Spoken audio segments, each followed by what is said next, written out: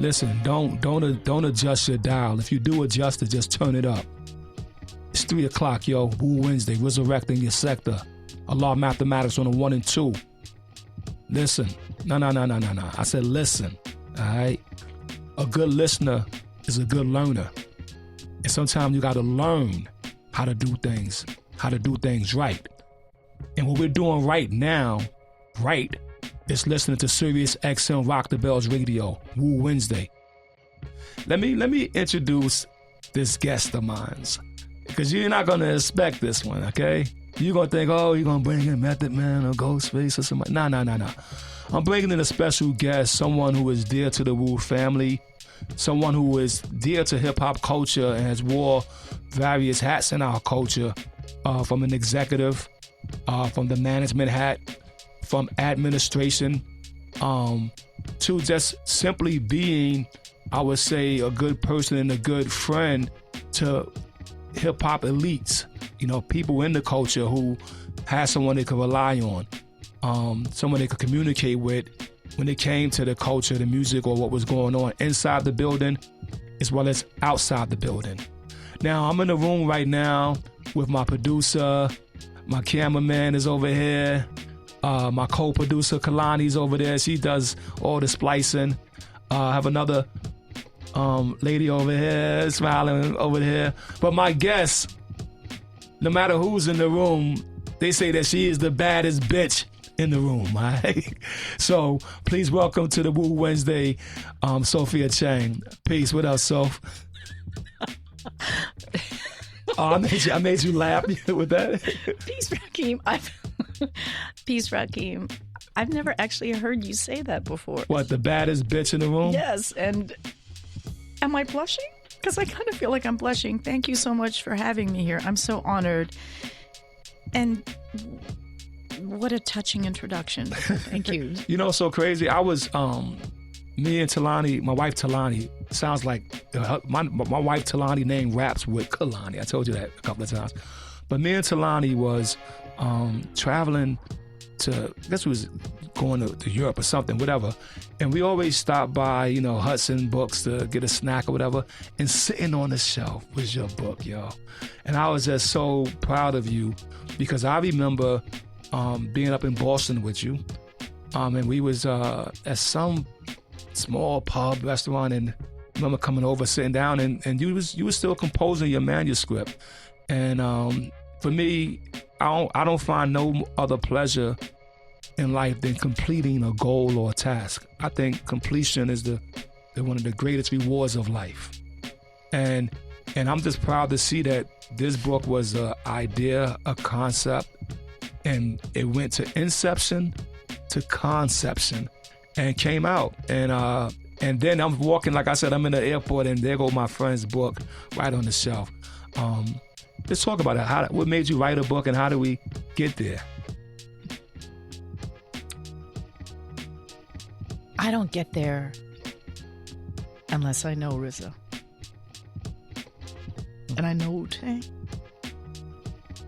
What was I going to call that book, Rakim? Raised by Wu-Tang? That's right. That was the original name. That's right. I remember that. I was going to call it Raised by Wu-Tang. I often introduce myself when I say, my name is Sophia Chang and I was raised by Wu-Tang. I know a lot of people can say that, and everybody has different ways in and different stories along there. But how did the book come about? Oh, people said to me for years, oh my God, Soph, you got to write a book. You've got so many crazy stories. And I said, write a book of crazy stories? What, because I hung out with famous people? Who gives a shit about that? I don't. And there are way more people that can write a much more fantastical book about hanging out with famous people than I can. I always tell this to people, and they don't understand, but you will confirm this for me. I am not a party girl. I don't think Wu-Tang Clan think of me as like, oh, Soph, she's so fun. No, you don't even drink. I've never been drunk. And what else have I never done?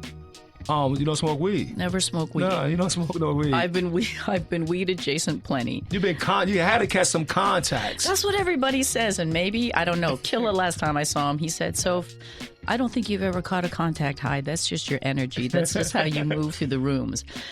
So people encouraged me to write a memoir for a long time, and I bristled at the idea. It also just sounded like an exercise in narcissism. But then when I started working, and thank you for your memory, when I was the senior vice president of A&R administration and operations at Universal Music Group, I started mentoring a number of young women. They were 22, fresh out of college. And at that point, I'm 50, and I'm a single mother. And to your point, I've worn many hats. I've been down many roads. And as Ghost would say, I've been a lot of places, seen a lot of faces.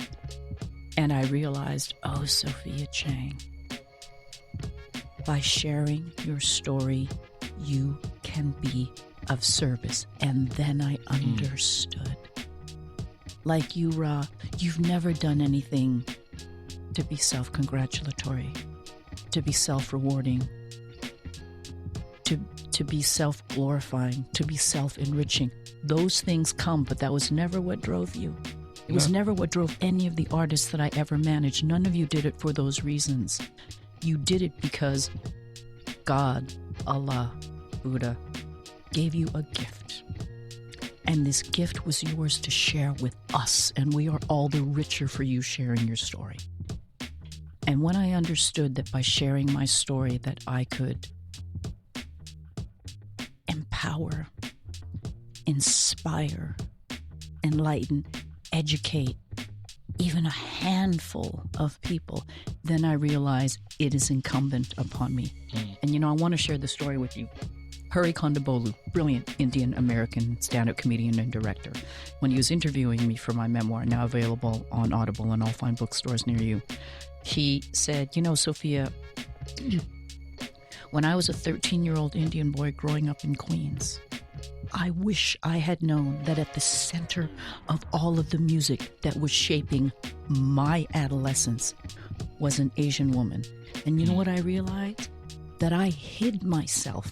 You didn't ask me to hide myself. You guys never said, "Soph, stay in the back." You would never say that. That was my decision to stay invisible. And now I understand why representation matters, because maybe it would have made a difference to Hari if he'd known that there was an Asian woman in the center of it. And so I decided to share my story, and I was going to call it Raised by Wu-Tang. Why? Because I moved to New York City in April 21st, 1987, and I ensconced myself in the world of hip-hop. And I was welcomed by Jungle, Tribe, De La, La, Moni, Black Sheep, leaders. The whole Native Tongues movement welcomed me. I was welcomed into a world, and it was a tremendous, profound privilege. As a Korean, Canadian, French lit major from Vancouver, to be welcomed into a world. Wait, hold on. Not to cut you, and just give me a little bit of French right now. Un peu de français, alors. When I moved to New York, j'étais comme poisson dans l'eau. That means I took like a fish to water. I thought I wanted to move to Paris, and then I went to Paris, and I met the Parisians, and I said, oh, no. No, I'm not New York. doing this shit. I'm going to New York. But no embrace was as warm and complete and tight as that of Wu-Tang Clan. Nobody made me feel like that, Ra. Nobody protected my neck in the way that you guys protected my neck. Nobody gave me the sense of safety that you guys gave me. Who was the first person to say, "Soph, your family"? Method Man? Who was the first person to ask me to be a manager? ODB? Yeah. And who was the first person that hired me as the general manager of a label? That must be me, I think. Those are three significant, life-changing firsts in the career of Sophia Chang. That's why I say I was raised by Wu-Tang. I was a yellow girl in a white world who wanted to be white. I discover hip-hop. I move to New York. I meet the Native Tongues, Afrocentric movement. You know better than I do what this is all about, a yearning for a connection with the motherland. And I start getting curious about mine. And then I meet Wu-Tang Clan. Wait, what is this about? And your whole ethos was based in Asian culture that I had rejected as an Asian person. And so now I become curious about John Woo. Right. Because of you guys. So John Woo, a great director, one of the first directors that I just was enamored with. And we had sampled his music, sampled his skits from his movies, from the English translations, and used them in our art creation. And the funny thing is, I was like, how do I clear it? And I didn't know what to do, and you helped me write a letter. But you said to me also, as you were saying, that the Wu-Tang and our interest in Asian culture helped rekindle it back in your own life. It did. How's that? First, I want to say that I remember very clearly after we sent that letter to John Woo, his assistant responded immediately, and she said, Sophia, I get hundreds of letters for John every day, and I read this one from Prince Rakeem, and he told me, answer right now. Wow. And you two kindled and sparked a friendship from that, and we're still buddies. Of course you are. He first of all, his daughter is beautiful now. She's in the company. She's a producer. They just released. They have a new series of The Killer coming. It's going to be a TV series based on The Killer script and movie that he made. And one last thing about John. The last time we actually had a chance to really hang, well, 2 times, but before Supreme actually went and did a John Woo collaboration, and they had me come and do the interview. But that first introduction was so cool because I feel like at least for 3 years he was my directorial mentor. He held the restaurants open because back then I was notoriously late. You were driving from Ohio at that first dinner. I drove from Ohio to come to New York. Mm-hmm. Supposed to have been there at 7. The restaurant closed. I got there maybe 10:30, 11. Mm-hmm. And John and Terrence. Yeah, and Ghost was there. And Ghost, yeah. And Syphil was there. Yep, and we sat there and we just ate all night and just kindled and just been friends since then. Today's mathematics is knowledge cipher. You know what I mean? You got to know what cipher you in. And if we take it through our alphabets, we end up at justice, right? That's that letter J. And justice is a reward or a penalty for your actions and for your deeds. And if you receive justice, right, you may get something great. But if you mess up and you look at that word justice, you might become just ice. Frozen at 32 degrees or below. And why 32? Because you didn't understand the wisdom. You didn't understand the wisdom, so you couldn't manifest what? Your power, right? And justice is that reward or penalty. I could say that you receive rewards, right, from your actions. And can you maybe help, the audience understand what are some of the rewards that you receive from hip hop and the music culture just from your deeds and actions? The justice and the rewards that I have received from hip hop are teaching me to honor and express my anger. All of the anger I felt that I didn't know how to articulate when I was a kid, being called a chink, a Jap, and a gook. And Ra, I was never a quiet girl. I'm sure you can figure that out. That's not surprising to you. And hip-hop and Wu-Tang in particular really showed me that anger and rage against the machine can be a useful weapon. Sometimes I've overstepped. Sometimes my anger has not served me plenty of times, but it has also served me. Also, my association with Wu-Tang Clan has been a huge reward to me. This guy, Patrick Sarkisian, once said, and he was wrong, but he once said, oh, Sophia Chang, she's managed Wu-Tang Clan. She can do anything. I never managed Wu-Tang Clan, everybody. I managed all three-letter members, but I never actually managed the clan. And that is true. And that is a calling card to this day. When I solicited agents for my memoir, the subject line in all caps was raised by Wu-Tang, because if the subject line had been 50-year-old Korean Canadian woman wants to tell you her story, nobody would have given a shit. But I put raised by Wu-Tang, and that's going to raise an eyebrow. And then people look and they go, oh, okay. So the credibility And the bona fides that I have received from being so closely associated with hip hop, and in particular with Wu-Tang, has been the gift that never stops giving. And you guys have a citation practice that is really important and really laudable. And Joey Badass has this practice as well. Joey has now publicly gone out and said on several occasions, Sophia Chang is my mentor. Not a lot of artists would do that. You guys are men, I'm a woman. You know, there are all sorts of reasons why I can continuously be erased and kind of put in a corner. And I think that someone like Meth has always, you've seen this, will be backstage at a show, he will be leaving, and he will yell across the backstage, "Love you, Soph." He doesn't do that just to express his love. He does it to say, understand this. That's my family, yo. Anybody make a move, I'm bringing the motherfucking ruckus on your ass. Bringing the ruckus, and that he will bring the pain. And for you guys to always shield me. You know, I tell people, you guys gave me a throne that I don't think anybody else was granted. And as a woman, as an Asian woman, to be given that, do you know how fortified I feel? Well, hold on. I like that word. So let's because I love to simplify things, right? To bring it. So the reward is fortification. No question. Because that covers so many bases. I love that. You know, we always had acronyms like cash rule, everything around me is cream.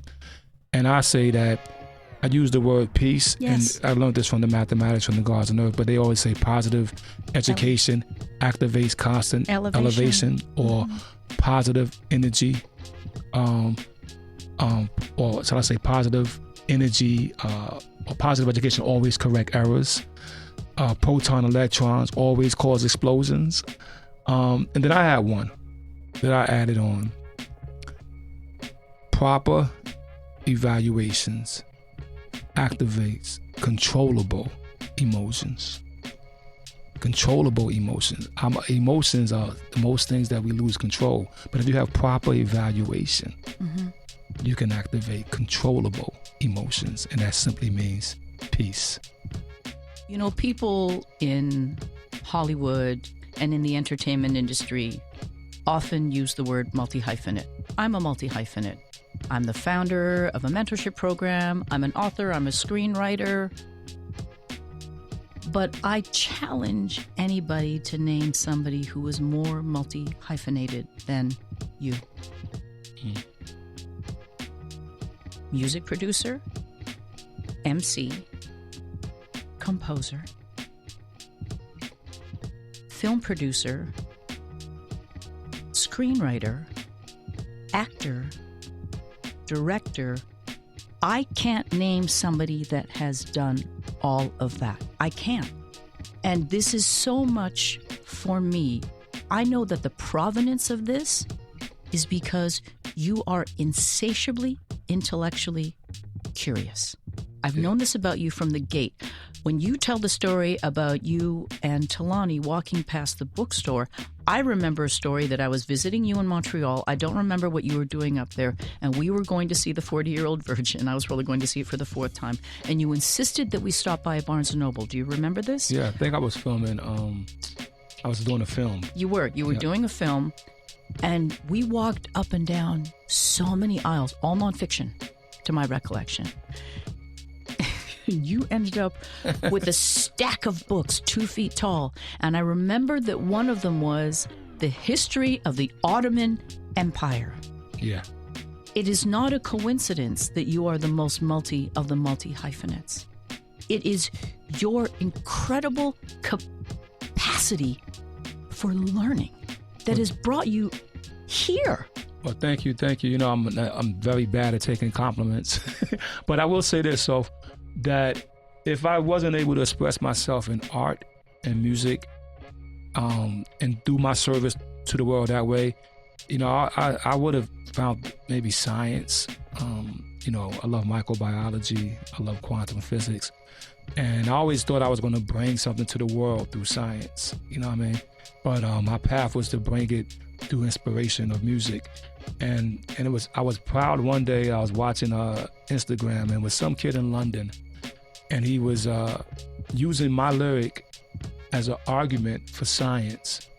And with at a whole round table of these people, and he said the Wu-Tang is talking quantum physics, and he said my lyric. He said the pre-existence of the mathematical biochemical equation is the manifestation of rock, plant, air, fire, and water, which are in the basic formation, solid, liquid, and gases that form the land masses and the space catalyst and all matter that exists in the dense third dimension. It takes your nerves to be struck.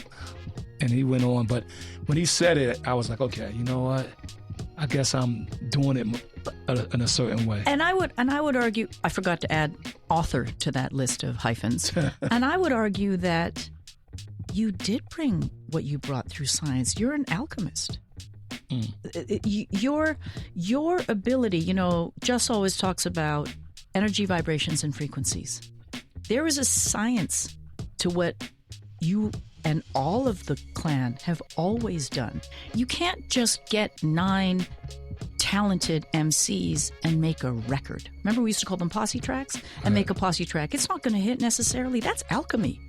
That's fucking feeling the energy in the who's going to go in the booth now? Who's going to go now? Let me figure it out. Let me shape it. Okay, oh, no. I think you should go back and to me, that's science. Well, thank you.